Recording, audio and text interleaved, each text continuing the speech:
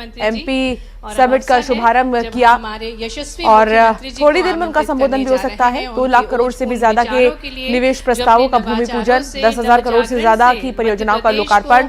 थोड़ी देर पहले ज्योतिरादित्य सिंधिया का संबोधन चल रहा था। हम आग्रह करते हैं हमारे लोकप्रिय मुख्यमंत्री जी डॉक्टर मोहन यादव जी से उनके ओजपूर्ण विचार के लिए। मेरे साथ सभी बोलेंगे, भारत माता की, भारत माता की। स्वर्गीय भारत रत्न अटल बिहारी वाजपेयी अमर रहे।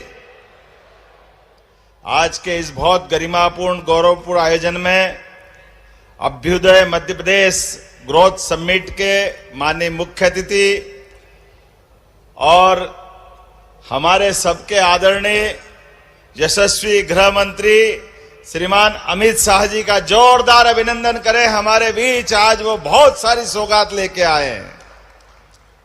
मंच पर ही विराजमान माननीय मंत्री भारत सरकार श्रीमान ज्योतिरादित्य सिंधिया जी, माननीय अध्यक्ष श्रीमान नरेंद्र सिंह तोमर जी, माननीय प्रदेश अध्यक्ष हेमंत खंडेलवाल जी, माननीय प्रभारी मंत्री तुलसीराम सिलावट जी और मंचस्थ सभी सम्मानीय अतिथिगण, उद्योगपतिगण, इस अवसर पर ग्वालियर के सभी प्रबुद्ध नागरिकगण, आमंत्रित अतिथिगण और इस अवसर पर हमने अपने रोजगार और उद्योग वर्ष में जिनको हमारे अपने विभिन्न योजनाओं से अलग अलग प्रकार के रोजगार के अवसर उपलब्ध कराए, ऐसे हमारे प्यारे प्यारे भाइयों बहनों, दोनों हाथ जोड़ के आप सबको प्रणाम करता हूं, आपका अभिनंदन करता हूं। आज के इस अवसर पर हमारे लिए सौभाग्य की बात है, स्वर्गीय राजमाता सिंधिया जी की ये नगरी, भारत रत्न अटल बिहारी वाजपेयी जी की जन्मस्थली और उनका जन्म शताब्दी वर्ष। सच में अटल जी के बारे में, उनके खास करके राष्ट्रनीति के शिखर पुरुष, राजनीति के अजात शत्रु, भारत रत्न स्वर्गीय अटल बिहारी वाजपेयी जी की 101वीं जयंती पर मैं कोटिशः नमन करता हूं, श्रद्धापूर्वक स्मरण करता हूं। अभी 2 दिन पहले ही माननीय गृह मंत्री जी हमारे आदिवासी अंचल में हमने 2 नए मेडिकल कॉलेज धार और बैतूल में देकर के ये जो उद्योग रोजगार वर्ष के अलावा विकास का जो पहिया लगातार चला रहे हैं, एक के बाद एक लगातार सौगात पे सौगात मिल रही है।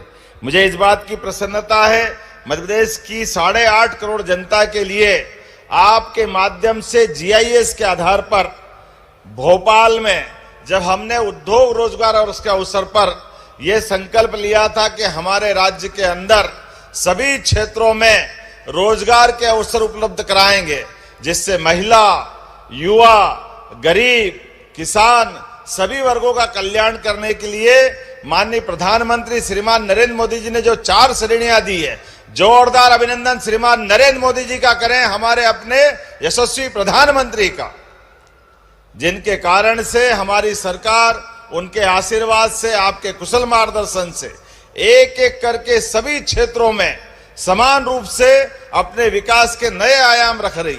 जब मैं उद्योग रोजगार वर्ष की बात कर रहा हूं तो आज इस अवसर पर लगभग 2 लाख करोड़ के निवेश का जो सौगात आपने प्रदेश को दी है वो अद्भुत दी है। लेकिन इसके अलावा भी माननीय गृह मंत्री जी को मैं धन्यवाद देना चाहूंगा। हमारी सालों पुरानी एक ऐसी 35 साल पुरानी परेशानी जिसके आधार पर इस प्रदेश ने कई दंश सहे, कई निरपराध लोगों के हाथ काटे गए, पैर काटे गए, हत्याएं की गई नक्सलवादियों द्वारा, और आपने अपनी माननीय प्रधानमंत्री जी के आशीर्वाद से और आपकी कुशल रणनीति के बलबूते पर ऐसे नक्सलवादियों के सफाये का, उनके सरेंडर का, नक्सलिज्म खत्म करने का, माओवादियों से ये जो देश को, प्रदेश को मुक्त कराने का संकल्प लिया, मुझे इस बात की प्रसन्नता है आपने उसकी लाइन भी निश्चित की। आजादी के बाद पहली बार ऐसा एक तरह से इतने कठिन विषय को लेकर के एक संकल्प लेते हुए एक राजनेता और केवल संकल्प के धनी नहीं, उसको मूर्त रूप कराने वाले गृह मंत्री हमारे बीच जब रहे, मुझे इस बात की प्रसन्नता है आपके मार्गदर्शन में मध्य प्रदेश ने 11 दिसंबर को लाल सलाम को आखिरी सलाम किया है। मैं आपको बधाई देना चाहता हूं। सच में ये बहुत बड़ा काम आपके माध्यम से हुआ है, जिसके आधार पर कांग्रेस के लोग जिनने अपने शासनकाल में अपने एक मंत्री को खोया, वो मुख्यमंत्री दुर्भाग्य के साथ कहना पड़ेगा, अपने ऐसे घटनाक्रम के बाद भी उन दुर्दांत नक्सलवादियों के लिए जब हमारे सिपाही बहादुरी पूर्वक अपने बलिदान से लंबी परंपरा कायम करते हुए हमारे लिए नक्सलिज्म के खिलाफ आम जनता को बचाने का प्रयास करते हैं, हमारी पुलिस उनको मारती है, तो दुर्भाग्य के साथ कहना पड़ेगा कांग्रेस के नेता ऐसे नक्सलवादी के मरने पर शोक व्यक्त करते हैं, पुलिस की निंदा करते हैं। बड़े दुर्भाग्य के साथ कहना पड़ेगा आज अटल जी की धरती पर जब हम याद करते हैं ऐसे सारे चीजों को, लेकिन मैं इस बात के लिए अटल जी का वो स्वप्न जब उनने भाजपा के बनने के साथ बंबई के अधिवेशन में डिक्लेयर किया था, और अटल जी ने तो पूरा जीवन हमारे अपने इस राष्ट्रवादी विचार के लिए समर्पित किया। राष्ट्रीय स्वयंसेवक संघ के शताब्दी वर्ष में हम अटल जी की जन्म जयंती के अवसर भी इस आधार पर जब गरीब वर्ग के लिए, युवाओं के लिए रोजगार का इतना बड़ा निवेश लेकर के लगातार आगे चल रहे हैं, लगभग 8.5 लाख करोड़ से ज्यादा का निवेश आज मध्य प्रदेश के अंदर लगने जा रहा है, तो ये हमारे प्रधानमंत्री जी का विजन और जनता के प्रति जन कल्याणकारी भावनाओं के आधार पर हमारी सरकार के एक के बाद एक सौगातों पे सौगातें देने का यह निर्णय भी है, और आप सब साक्षी भी बने हैं। मैं मध्य प्रदेश की धरती पर यशस्वी गृह मंत्री जी का पुनः वंदन करता हूं, अभिनंदन करता हूं, और उम्मीद करता हूं आपका आशीर्वाद हमको इसी प्रकार लगातार मिलता जाएगा। अटल जी की जन्म जयंती को इससे अच्छा सार्थक करने का कोई मौका क्या हो सकता है, जब हम ग्वालियर की धरती पर लाखों करोड़ों लोगों को रोजगार उपलब्ध करा रहे और साथ ही साथ प्राकृतिक खेती का एक रीवा में एक और आयोजन कर रहे हैं। यह अटल जी के हमारे उनके व्यक्तित्व के आधार पर, हमारी पार्टी की विचारधारा के बलबूते पर ये जो बड़ी बड़ी सौगातें मिल रही है, एक बार फिर मैं आपके माध्यम से प्रदेश की जनता को बधाई देना चाहता हूं और जोरदार अभिनंदन करें यशस्वी गृह मंत्री का मध्य प्रदेश की धरती पर। आप सबसे आह्वान करते मेरी बात समाप्त करता हूं। मेरे साथ बोले भारत माता की। बहुत बहुत धन्यवाद आदरणीय मुख्यमंत्री जी आपके उच्चपूर्ण विचारों के लिए। और अब वो स्वर्णिम अवसर है जब हम बहुत ही आदर के साथ आज के कार्यक्रम के मुख्य अतिथि माननीय केंद्रीय गृह एवं सहकारिता मंत्री आदरणीय श्री अमित शाह जी को आपकी तालियां जोरदार बजना चाहिए, जो आज विशेष तौर से हमें आशीर्वाद देने के लिए हमारे बीच पधारे हैं। भरपूर तालियों के साथ आग्रह करते हैं आदरणीय गृह मंत्री जी से कि वे हम सभी को मार्गदर्शन प्रदान करें। मेरे साथ बोलिए भारत माता की। क्यों भाई, ग्वालियर वालों की आवाज को क्या हो गया है? अटल जयंती है, ऐसी आवाज नहीं चलेगी। जरा दोनों हाथ उठाकर मध्य प्रदेश के अभ्युदय के संकल्प की मुट्ठी भींचकर प्रचंड आवाज से बोलना है। मेरे साथ बोलिएगा भारत माता की। मंच पर उपस्थित मध्य प्रदेश के लोकप्रिय मुख्यमंत्री श्रीमान मोहन यादव जी, मध्य प्रदेश विधानसभा के अध्यक्ष श्री नरेंद्र सिंह तोमर जी, मोदी जी की मंत्रिपरिषद में मेरे साथी और यहीं के गुना के सांसद राजा साहब ज्योतिरादित्य सिंधिया जी, मध्य प्रदेश भारतीय जनता पार्टी के अध्यक्ष श्रीमान खंडेलवाल जी, मंच पर बैठे हुए मध्य प्रदेश सरकार के सभी मंत्रीगण, इस क्षेत्र के सभी सम्मानीय सांसदगण, विधायकगण और आज कार्यक्रम के उत्सव मूर्ति ऐसे सभी उद्योजक जिन्होंने इस क्षेत्र में निवेश कर इस क्षेत्र को रोजगारी से युक्त बनाने का काम किया है और आज इस विशाल कार्यक्रम में इस कार्यक्रम का अंततोगत्वा फायदा जिनको पहुंचने वाला है, ये पूरे क्षेत्र की प्यारी जनता का मैं हृदयपूर्वक प्रणाम करना चाहता हूं। सबसे पहले एक ग्वालियर क्षेत्र जिसने अनेक सदियों तक भारत को कई मायने में कई क्षेत्रों में ऊर्जा और गति देने का काम किया है। जब मुगलों के सामने लड़ना था तब यहीं से लड़ाई की शुरुआत हुई। यहीं पर एक बड़ा थाना दिल्ली के मुहाने पर लगाया गया और हमेशा हमारे भारत के स्वराज को बल देने का काम हुआ। तानसेन से लेकर आज तक ग्वालियर घराने के सभी साजिंदों के और गायकों ने हमारी संगीत की सांस्कृतिक विरासत को शक्ति देने का काम किया है। इस क्षेत्र के किसानों ने हमेशा इस देश की कृषि को नई दिशा भी की है, गति भी दी है, ऊर्जा भी दी है। और सबसे बड़ी बात, इसी क्षेत्र ने आजादी के कालखंड के बाद, देश आजाद होने के बाद बड़ी मात्रा में पैरामिलिट्री फोर्सेस और मिलिट्री में जवान देने का काम किया है। ये ग्वालियर क्षेत्रों को मैं प्रणाम करता हूं।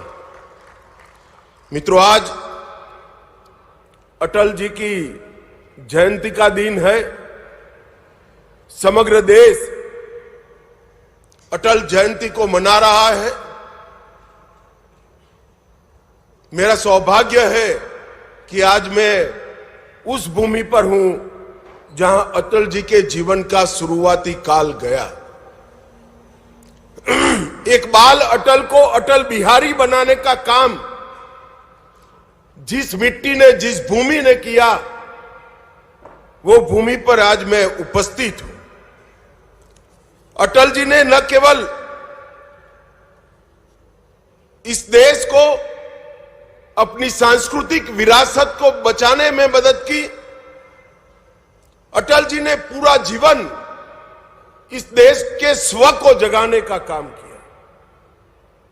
स्वराज को, सुशासन तक की यात्रा को उन्होंने आगे ले जाने का काम किया। अटल जी उस जमाने में जब अंग्रेजी का बोलबाला होता था, तब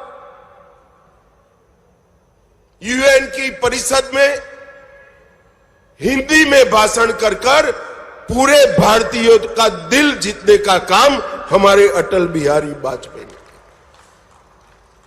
ये पूरा मध्य प्रदेश ट्राइबल क्षेत्र से भरा हुआ है। अटल जी प्रधानमंत्री बने उसके पहले इस देश के आदिवासियों के लिए, जनजाति के लिए कोई अलग विभाग नहीं था। अटल जी के नेतृत्व में ही भारत सरकार में जनजाति विभाग बनने का काम हुआ और ट्राइबल कल्याण की एक नई यात्रा शुरू हुई। अटल जी जब प्रधानमंत्री बने तब देश के इंफ्रास्ट्रक्चर पर निवेश को वोट जीतने का, चुनाव जीतने का जरिया नहीं माना जाता था। इससे कोई मत प्राप्त नहीं होते हैं। ऐसी दकियानुसी कांग्रेसी विचारधारा को तोड़कर स्वर्णभुज योजना, देश को जोड़ने वाले 6 महामार्ग अटल जी ने बनाकर इस देश को इंफ्रास्ट्रक्चर के रास्ते पर आगे बढ़ाया। अटल जी ने ही पूरी दुनिया के सामने परमाणु शक्ति शांति के लिए भी बन सकते हैं, इसका सिद्धांत प्रस्तावित कर दुनिया भर के दबाव के विरुद्ध में जाकर भारत को आणविक शक्ति बनाने का काम सम्माननीय अटल जी ने किया। जब कारगिल में घुसपैठिए घुसे, दुनिया भर का दबाव था कि अंतर्राष्ट्रीय मंच पर जाकर पाकिस्तान से चर्चा कर जाए। अटल जी ने बड़ी फर्मनेस के साथ किया, कहा कि हमने शांति का प्रयास कर दिया, हमारे साथ धोखा हुआ है, अब पाकिस्तान से चर्चा तब तक नहीं हो सकती जब तक एक एक घुसपैठिया भारत से खदेड़ दिया नहीं जाएगा। और कारगिल विजय एक प्रकार से अटल जी के कालखंड का एक दृढ़ निश्चयी नेतृत्व का परिचायक बना। अटल जी महान वक्ता थे, संवेदनशील कवि थे, लोक संग्रह और लोक कल्याण को समर्पित नेता थे, और सबसे बड़ी बात थी कि राजनीति में रहकर भी अजात शत्रु बनकर मृत्यु का वरण करना बहुत बड़ी बात होती है। पूरा जीवन इनको अजात शत्रु माना गया। इनके विरोधी भी अटल जी के विरुद्ध में कुछ नहीं बोल सकते। दल के लिए तो बोलते थे, अटल जी के लिए नहीं बोल सकते। आज एक युग पुरुष, एक स्वप्नद्रष्टा, आधुनिक भारत के इंफ्रास्ट्रक्चर डेवलपमेंट की नींव डालने वाले व्यक्ति का हम 101वां जयंती मना रहे हैं। मैं भारतीय जनता पार्टी के करोड़ों कार्यकर्ता और देश की जनता की ओर से ये महामानव को मनपूर्वक श्रद्धांजलि देता हूं। आज मदन मोहन मालवीय जी की भी जन्म जयंती है। इन्होंने बनारस हिंदू विश्वविद्यालय की स्थापना से लेकर गांधी जी के सहयोगी के रूप में, बाद में हिंदू महासभा के सृजन में, और हिंदू विचार को, जो इस देश का मूल विचार है, इसको कोई संकोच के बगैर देश में प्रस्थापित करने का प्रयास किया। बाद में आगे चलकर वही बनारस हिंदू विश्वविद्यालय अनेक नेताओं को दिया जिन्होंने इस विचार को आगे बढ़ाया। भारत रत्न महामना मदन मोहन मालवीय जी को भी मैं हृदय पूर्वक श्रद्धांजलि देना चाहता हूं। मित्रों, आज भारत रत्न सी राजगोपालाचारी राजा जी का भी पुण्यतिथि का दिन है। एक ही दिन में दो भारत रत्न की जन्म जयंती और एक की पुण्यतिथि, ये दिन भी कोई विशेष प्रकार का दिन लगता है। मैं उनको भी मनपूर्वक श्रद्धांजलि देकर मेरी बात को आगे बढ़ाना काम करता हूं। मित्रों, मैं बहुत लंबी बात नहीं करना चाहता। मैं मोहन यादव जी को एक प्रकार से बधाई देना चाहता हूं, क्योंकि ये स्ट्रक्चर्ड इंडस्ट्रियल कॉन्क्लेव्स का शुरुआत नरेंद्र मोदी जी ने गुजरात से किया था। वाइब्रेंट गुजरात के नाम से इंडस्ट्रियल समिट को आयोजित करने की एक वैज्ञानिक शुरुआत नरेंद्र मोदी जी ने की, और उसमें राज्य के कैपिटल के अंदर एक बहुत बड़ा इंडस्ट्रियल समिट होता था और राज्य में निवेश आता था। बहुत अच्छा प्रयास था, सफल भी हुआ, मगर मोहन यादव जी ने एक नई शुरुआत की है कि राज्य के संतुलित विकास के लिए क्षेत्रीय निवेश कॉन्क्लेव की शुरुआत की। ये मध्य प्रदेश के अंदर सभी क्षेत्रों में जो कॉन्क्लेव करने का और निवेश के भूमि पूजन के कार्यक्रम करने का इन्होंने शुरुआत किया है, वो सभी राज्यों में आने वाले दिनों में राज्य के संतुलित विकास के लिए बहुत फायदा करने वाले हैं। देखने में जब देखते हैं तब अमाउंट छोटे छोटे दिखते हैं, जैसे आज 2 लाख करोड़ का निवेश हो रहा है, मगर किसी को मालूम नहीं है कि 2 लाख करोड़ का निवेश इस क्षेत्र के लिए कितना बड़ा है, इस क्षेत्र की जनता के लिए कितना बड़ा है। राज्य का अगर संतुलित विकास नहीं होता है तो राज्य आगे नहीं बढ़ते, क्योंकि हर क्षेत्र में एक पोटेंशियल पड़ा है। जैसे यहां पर मालवा और ग्वालियर चंबल के क्षेत्र में बहुत पुराना किसानों का उत्पाद कपास रहा, जाते जाते जाते विसरता गया, क्योंकि इसके उचित दाम नहीं मिलते थे। अब पीएम मित्र पार्क आया, तब वही परंपरागत क्षेत्र में निवेश पीएम मित्र पार्क ने किया और आज फिर से किसानों के लिए कपास एक मुनाफे का क्रॉप बनकर रह गया है। इस तरह से मध्य प्रदेश की सबसे बड़ी विशेषता है उसका भौगोलिक लोकेशन। आधे भारत को सप्लाई बहुत कम ट्रांसपोर्टेशन की कॉस्ट के साथ किया जा सकता है, मगर उसका 100% दोहन तभी हो सकता है कि मध्य प्रदेश में सिमेट्रिकली इंडस्ट्री लगे। जो दक्षिण से जुड़े राज्य है, जिले हैं, वहां भी इंडस्ट्री लगे।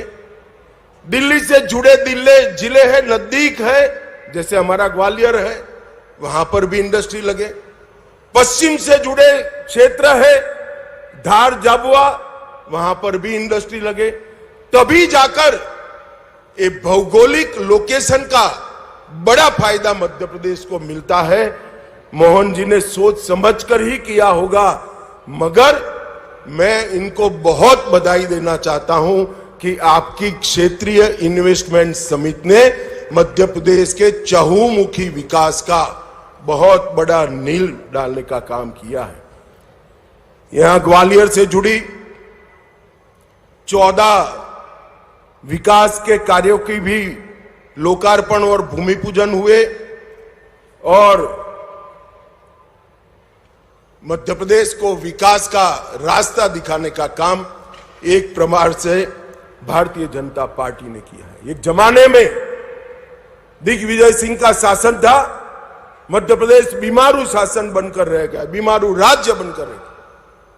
शिवराज जी ने मध्य प्रदेश पर से बीमारू का टैग हटाया, वो भारतीय जनता पार्टी के लंबे समय रहने वाले मुख्यमंत्री बने और अब मोहन यादव जी शिवराज जी से भी ज्यादा ऊर्जा के साथ इसको आगे बढ़ाने का काम कर रहे हैं। इससे निश्चित रूप से मध्य प्रदेश अब विकसित राज्य बनेगा।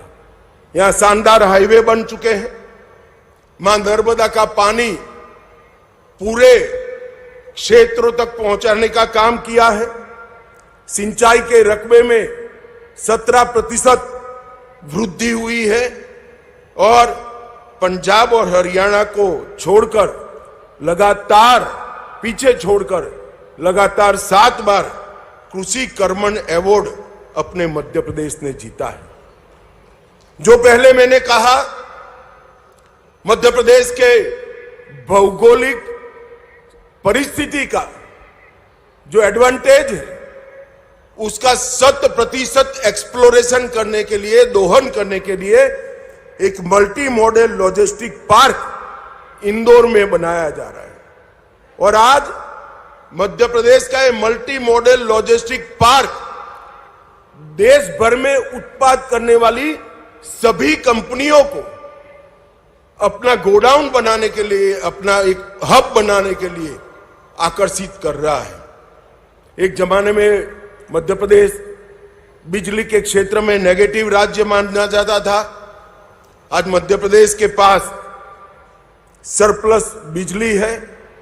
स्वच्छता में भी मध्य प्रदेश ने पूरे देश को पीछे छोड़ा है।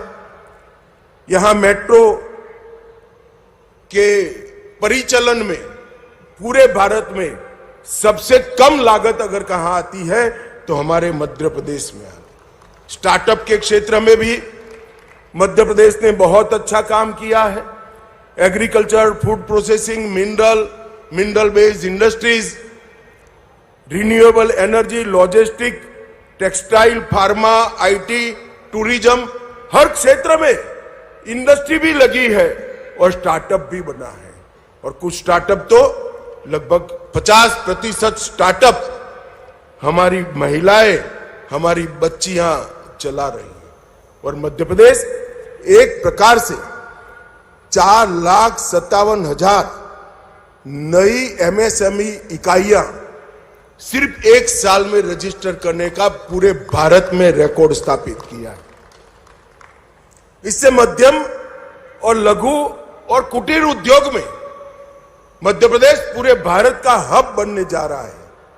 और अब स्टार्टअप और इनोवेशन से इसको नई ऊंचाई मिलने वाली। पहले मैंने पीएम मित्र पार्क की बात करी। मित्रों, पीएम मित्र पार्क 5F विजन से बना है, जो किसानों को अपनी उपज का उचित दाम देने के लिए भी काम करता है। Farm to fibre, fibre to factory, factory to fashion और फैशन टू फॉरेन एक्सपोर्ट तक की व्यवस्था ये पूरे पीएम मित्र पार्क में। और सबसे बड़ा पीएम मित्र पार्क देश में कहीं लगा तो हमारे मध्य प्रदेश में लगा है। इससे न केवल किसानों को फायदा होगा, टेक्सटाइल इंडस्ट्री सबसे ज्यादा रोजगारी देने वाली इंडस्ट्री है। टूरिज्म इंडस्ट्री सबसे ज्यादा रोजगारी देने वाली इंडस्ट्री है। और टेक्सटाइल और टूरिज्म दोनों के लिए अनुकूल संरचना अपने मध्य प्रदेश में बन रही है। और ईज ऑफ डूइंग बिजनेस में भी मध्य प्रदेश ने बहुत अच्छा काम किया है। मित्रों, आज मैं यहां आया हूं तब मोदी जी के नेतृत्व में अनेक ऐसे नए क्षेत्रों की नींव डाली जा रही है, जिससे इस देश को आने वाले दिनों में नए क्षेत्रों में ग्लोबल लीडर बनने का मौका मिलेगा। अभी अभी हमारा फॉरेक्स रिजर्व $700 बिलियन के रिकॉर्ड स्तर को पार कर गया है। मित्रों, हमने सेमीकंडक्टर इंडस्ट्री में भले देर से ही सही मगर धमाकेदार एंट्री की है। और देखते देखते देखते सेमीकंडक्टर क्षेत्र में हम न केवल आत्मनिर्भर बनेंगे, हम इसका निर्यात भी करने की शुरुआत कर देंगे। हमने डिजिटल इंडिया के माध्यम से सबसे कम समय में सबसे ज्यादा विकास किया है। लगभग मोदी जी प्रधानमंत्री बने तब इस देश में 7 करोड़ इंटरनेट के उपभोक्ता थे, ओनली 7 करोड़। और सितंबर 25 में 101 करोड़ इंटरनेट के उपभोक्ता हमने तैयार कर लिए। ब्रॉडबैंड यूजर्स को भी 99 करोड़ तक पहुंचाया है। और देश में का 95% हिस्सा 4G से कनेक्टिविटी है। और अब 99% हिस्सा भी सीधा 5G में कन्वर्ट होने की तैयारी है। यूपीआई के माध्यम से डिजिटल ट्रांजैक्शन और फिनटेक के क्षेत्र में हमने बहुत बड़ा छलांग लगाया है। 2024-25 में विश्व भर के 46% real time digital transaction Bharat में हुए हैं, मतलब करीब 50%। हमारे गुजरात में एक कहावत है कि एक और गांव और एक और राम, एक और पूरी दुनिया के डिजिटल ट्रांजैक्शन है और दूसरी ओर भारत के डिजिटल ट्रांजैक्शन। और अगस्त 25 में 25 लाख करोड़ मूल्य के 2000 करोड़ ट्रांजैक्शन हमने कर पूरी दुनिया को पीछे छोड़ा है। हमने कोरोना से वैक्सीन बनाने में और R&D में बहुत बड़ा इंफ्रास्ट्रक्चर खड़ा किया है। आज विश्व की 60% वैक्सीन भारत में बनती है। मैन्युफैक्चरिंग के क्षेत्र में हमने बहुत अच्छा किया है। भारत आज दुनिया का सबसे बड़ा दूसरे नंबर का मोबाइल उत्पादक है। खिलौनों के निर्यात में 239% की एक प्रकार से वृद्धि कर हमने बहुत आगे लिया है। डिफेंस एक्सपोर्ट और डिफेंस मैन्युफैक्चरिंग को भी स्ट्रक्चर किया है। ईज ऑफ डूइंग बिजनेस में हम 14 में 142वें स्थान पर थे, आज 63वें स्थान पर है। इंसॉल्वेंसी और बैंक्रप्सी कोड, इसने एक स्ट्रक्चर आर्थिक व्यवस्था की है। और इंफ्रास्ट्रक्चर में मोदी जी ने इस देश को दुनिया में सबसे प्रथम नंबर पर पहुंचाने के लिए प्रयास किए। यूपीए के समय में 90,000 किलोमीटर राजमार्ग थे, आज 1,50,000 किलोमीटर नए बने हैं। 4 लेन हाईवे 18,000 किलोमीटर बने, अब 46,000 किलोमीटर बने। ग्रामीण सड़क 3,81,000 किलोमीटर थी, आज 7,84,000 किलोमीटर थी। 74 हवाई अड्डे थे, आज 163 है। एक भी वंदे भारत ट्रेन नहीं थी, 164 वंदे भारत ट्रेन यहां बन रही है। और वंदे भारत के कलपुर्जे अब हमारे मध्य प्रदेश में भी बनने की शुरुआत होगी। एक भी अमृत भारत स्टेशन नहीं था, आज 1337 बन चुके हैं। रेलवे विद्युतीकरण सिर्फ 22,000 किलोमीटर था, आज 68,000 किलोमीटर हुए हैं। मेट्रो कनेक्टेड शहर 5 थे, आज 23 है। पंचायतों में ऑप्टिकल फाइबर सिर्फ 100 पंचायत में था, आज 2,14,000 पंचायतों में ऑप्टिकल फाइबर पहुंचा है। मैं मध्य प्रदेश के युवाओं को और मध्य प्रदेश में निवेश करने वाले उद्योजकों को अपील करने आया हूं। मध्य प्रदेश का भौगोलिक लोकेशन इतना आकर्षक है कि हर जगह बीज बोकर क्रॉप लिया जाता है। यहां रुपया बोकर आप करोड़ों रुपये कमा सकते हैं, इतना फर्टाइल लैंड हमारा मध्य प्रदेश है। और जो शुरुआत की है मध्य प्रदेश सरकार ने, वो शुरुआत मुझे कम से कम विश्वास है कि बहुत अच्छा परिणाम लाने वाली शुरुआत होगी। जब राज्य क्षेत्रीय संतुलन से विकास करता है तो इसका सबसे ज्यादा फायदा राज्य की जनता को और उद्योजकों को होता है, क्योंकि क्षेत्रीय विशेषता वाली इंडस्ट्री जब डेवलप होती है तो वो सस्टेन होती है, वो सफल होती है। और ये नया विचार मध्य प्रदेश के लिए शुभ हो। और जिन लोगों ने इन्वेस्टमेंट किया है उनको भी मेरी बहुत बहुत शुभकामनाएं हैं, साधुवाद है। और आप सभी को ग्वालियर के पूरे क्षेत्र की समृद्धि के लिए अटल जी की जन्म जयंती पर एक बहुत बड़ा कार्यक्रम हुआ, इसकी अनेक अनेक शुभकामनाएं। वंदे मातरम। हृदय से कोटि कोटि आभार है माननीय केंद्रीय गृह मंत्री जी, आपके मार्गदर्शन के लिए और आपके विश्वास के लिए। और इसी भरोसे के साथ मध्य प्रदेश अग्रणी बनेगा। बहुत बहुत आभार। और आप सभी के लिए विशेष सूचना कि प्रदर्शनी का अवलोकन आप सभी करिएगा। और विशेष धन्यवाद माननीय केंद्रीय गृह एवं सहकारिता मंत्री जी, माननीय मुख्यमंत्री जी, सभी सम्मानीय अतिथिगणों को हम आभार प्रस्तुत करते हैं। और एक बार भारत माता के जयकारों के साथ हम आभार प्रस्तुत करेंगे। भारत माता की बहुत बहुत आभार। आदरणीय माननीय केंद्रीय गृह एवं सहकारिता मंत्री श्री अमित शाह जी, आपके स्नेह विचारों के लिए, आपके मार्गदर्शन के लिए, आपके प्रोत्साहन के लिए और इसी प्रकार से